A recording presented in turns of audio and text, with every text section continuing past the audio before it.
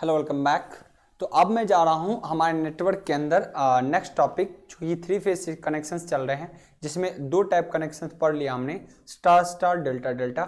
Now again मैं term आज देखने वाला हूं नेटवर्क के अंदर, वो टर्म होगा delta star connection. Okay, delta star connection में अब तक मैं इसमें देख क्या रहा हूं, स्टार स्टार या डेल्टा डेल्टा में, कि जो प्राइमरी साइड का वोल्टेज है जो इनपुट दे रहा हूं वही सेकेंडरी साइड में मिल रहा है, चाहे वो स्टार स्टार है या डेल्टा।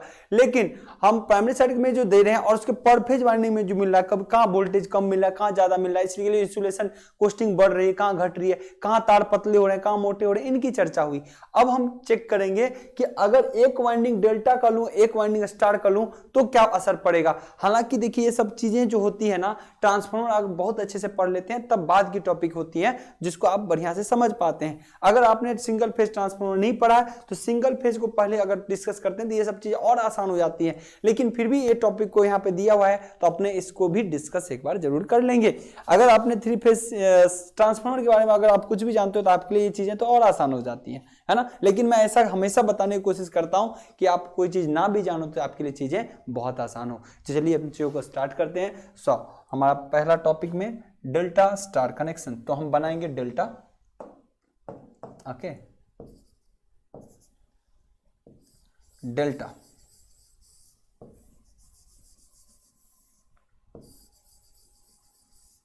And star.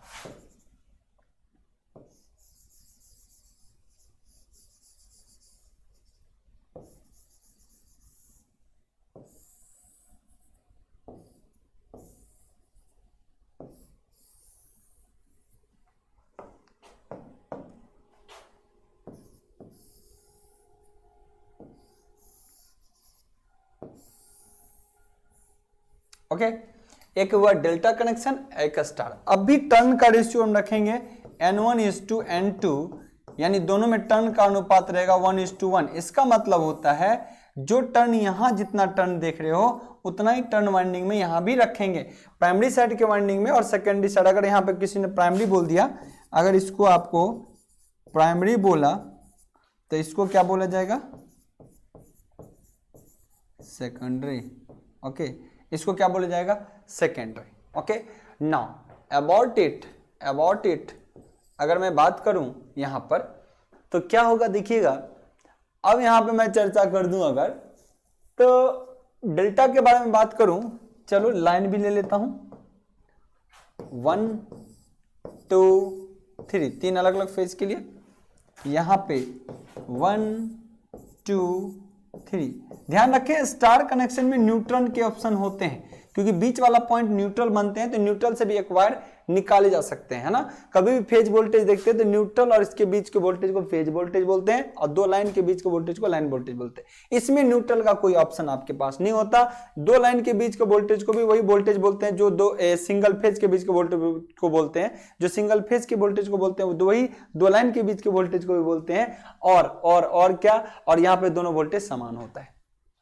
अब मैं बात करूं कि अगर ऐसे ट्रांसफार्मर में टर्नों की संख्या सेम रखा जाए, अब तक टर्नों की संख्या सेम रखी गई तो यहां जो वोल्टेज दिया जाता था वही वोल्टेज यहां मिल जाता था अब तक, यानी डेल्टा डेल्टा में स्टार स्टार में। लेकिन अब से वो चीज नहीं होगी। क्यों नहीं होगी, चलिए बात करते हैं। यहां पे वोल्टेज, सपोज दैट आपने वोल्टेज दिया है V1, यहां पे वोल्टेज दिया है V1, तो कोई कहता है क्या V1 V2 बराबर होगा, अब भी जो अब तक होता आया था क्या बराबर होगा। तो हमने बोला कि चेक कर लेते हैं, हमने बोला फिर चेक कर लेते हैं। क्यों हम जो 2 बार आया तो तीसरा भी रिपीटेशन उसी को क्यों करें, एक बार चेक कर लिया जाए, है ना। तो चेक कर लिया जाए, तो आप करिए चेक क्या होता है। ध्यान रखिएगा, आपको जितने भी, चाहे इंजीनियर्स प्लेटफॉर्म पे के यूट्यूब पे चैनल पे आपको जितने भी कंटेंट मिल रहे हैं वो सारे टू दी फैक्ट पॉइंट और फैक्चुअल मिलेंगे, इन चीजों का भी गारंटी रहेगा, है ना बात। ठीक है, चलिए अब मैं यहां पे बात करूं, यहां पे कि इसके करंट की बात करूं, ये है लाइन करंट और ये क्या होगा, फेज करंट, है ना। ये फेज करंट, ये है आपको पता लाइन वोल्टेज, ये क्या हो जाएगा, फेज वोल्टेज। अगर कोई बोले कि फेज यहां का वोल्टेज बताइए, अब बताइए यहां का कोई वोल्टेज पूछेगा in terms of primary current, in terms of this line voltage, तो आप क्या बताओगे, आप क्या बताओगे, यहां समझिएगा, यहां पे क्या बताओगे कि सर यहां का जो वोल्टेज होगा फेज वोल्टेज, चलिए मैं इसको ऐसे कर देता हूं, यहाँ का जो वोल्टेज होगा वो क्या होगा, आप कहोगे V1 ही होगा। क्या होगा सर, V1 ही होगा, क्योंकि डेल्टा कनेक्शन में देखिए पैरेलल में वोल्टेज हमेशा बराबर, सिर्फ इसी वाइंडिंग की बात नहीं हो रही है, यहां भी ये देखिए यहां पे वोल्टेज जितना होगा वो इन पैरेलल के बराबर, तो वोल्टेज सेम होगा। वोल्टेज क्या होगा, सेम। अब आइए यहां से उठ के इंड्यूस्ड होगा वोल्टेज इस वाइंडिंग पे, है ना, इस वाइंडिंग पे, तो ये कितना होगा हमको पता है। इंड्यूस्ड अगर होता है तो टर्नों की संख्या सेम तो इंड्यूस्ड वोल्टेज सेम, टर्नों की संख्या सेम तो इंड्यूस्ड वोल्टेज सेम। क्यों, V2 बटा V1 N2 बटा N1 बराबर 1 बटा 1, सो V2 बराबर क्या होगा, V1। तो इंड्यूस्ड वोल्टेज हमेशा इस पे बेस्ड होता है अगर आप ट्रांसफार्मर की इक्वेशन को जानते हैं, ठीक है ना। चलिए, तो यहां का वोल्टेज सीधे क्या हो जाएगा, V1, यहां का वोल्टेज कितना हो जाएगा, V1। अब यहां का वोल्टेज V1 है जो कि क्या है इस वाइंडिंग के लिए फेज वोल्टेज, और फेज वोल्टेज और लाइन वोल्टेज स्टार में आप जानते हो यहाँ का फेज वोल्टेज एक ही वाइंडिंग को रिप्रेजेंट कर रहा है, जबकि यहाँ का लाइन वोल्टेज 2, तो कितना वैल्यू होता है आपको, V2 बराबर सब होता है √3 times of V1, √3 times of V1, मतलब फेज वोल्टेज का √3 टाइम्स था। फेज वोल्टेज हमने कितना निकाल के लाया, V1 के टर्म में, यहाँ V1 ही था, तो कितना हो गया, अब बढ़ गया। अब प्राइमरी साइड का वोल्टेज अगर यहाँ का V1 ही है, कौन सा लाइन वोल्टेज अगर यहाँ का V1 ही है, लाइन वोल्टेज V1 ही है, तो यहाँ का लाइन वोल्टेज क्या मिल रहा है आपको, यहाँ का लाइन वोल्टेज क्या मिल रहा है, VL2, वो मिल रहा है आपको क्या, देखिए √3 टाइम्स ऑफ V1 है, √3 times of V1।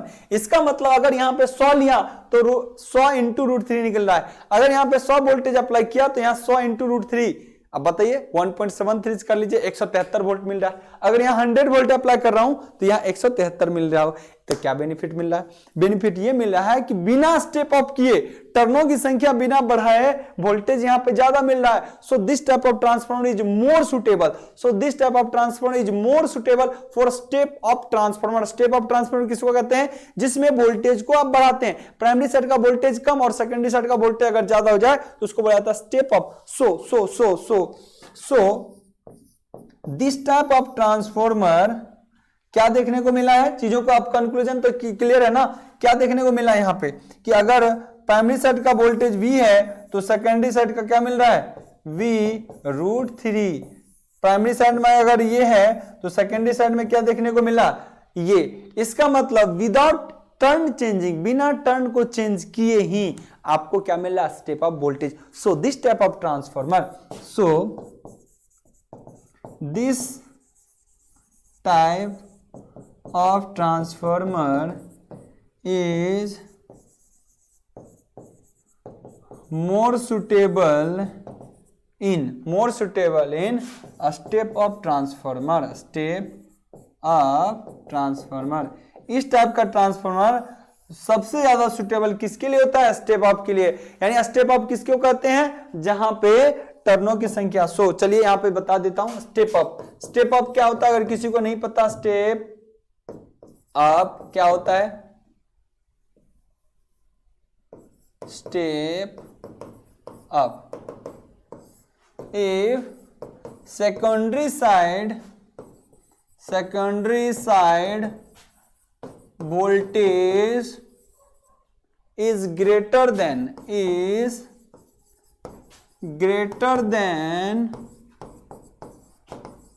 primary side, then it is called a step up transformer.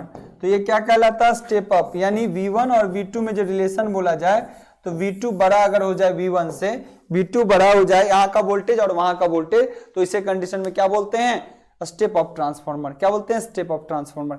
अब ध्यान रखिएगा, बच्चे रेटिंग ऑफ ट्रांसफार्मर से कंफ्यूज होते हैं। अगर किसी को रेटिंग अभी पता है तो ठीक है, नहीं एडवांस लेवल में ट्रांसफार्मर वगैरह का पूरा कॉन्सेप्ट नहीं पता है तो कोई दिक्कत नहीं है। ध्यान रखिएगा, ट्रांसफार्मर की जो रेटिंग होती है ना, ट्रांसफार्मर की रेटिंग जो होती है हमेशा, अगर कई बार ऐसे देखते हो कि 300/100 अगर देता है, तो ध्यान रखिएगा अगर ये सिंगल फेज का ट्रांसफार्मर हुआ तो तब तो हमेशा प्राइमरी साइड का लाइन वोल्टेज फेज वोल्टेज का कोई मतलब नहीं है। लेकिन अगर 3 फेज का अगर ट्रांसफार्मर की बात करें, अगर ये 3 फेज की ट्रांसफार्मर की बात करें, तो अब ये भी पता होना चाहिए कि ये कौन सा वोल्टेज दिया गया, ये कौन सा वोल्टेज दिया गया, एकदम ध्यान रखना चाहिए। ये हमेशा ध्यान रखना, ये जो होता है वो लाइन वोल्टेज का रेशियो दिया जाता है। ये क्या होता है, लाइन वोल्टेज का रेशियो रहता है। इन चीजों का ध्यान रहे। बच्चे बड़ा गलत करते हैं तो कोई बच्चे बहुत ज्यादा गलत करते हैं रेशियो में। हमेशा रेशियो जो दिया जाता है ट्रांसफार्मर का, इसका रेशियो इसके रेशियो को दिया जाता है। कभी ऐसा मत समझ जाना इसका रेशियो, ध्यान रहे पर फेज वोल्टेज का नहीं, हमेशा ट्रांसफार्मर में रेशियो लाइन वोल्टेज का दिया जाता है। हमेशा रेशियो किसका दिया जाता है, लाइन वोल्टेज का। तो बच्चे बहुत ज्यादा गलती करते हैं और मेरे बताने के बाद भी बच्चे गलती करेंगे। जब तक न्यूमेरिकल वो एक बार दो बार गलती ना कर दें तब तक सही नहीं करता। तो मैं इन चीजों को बहुत बार देखा हूं, बहुत बच्चों से यही चीजें होती है।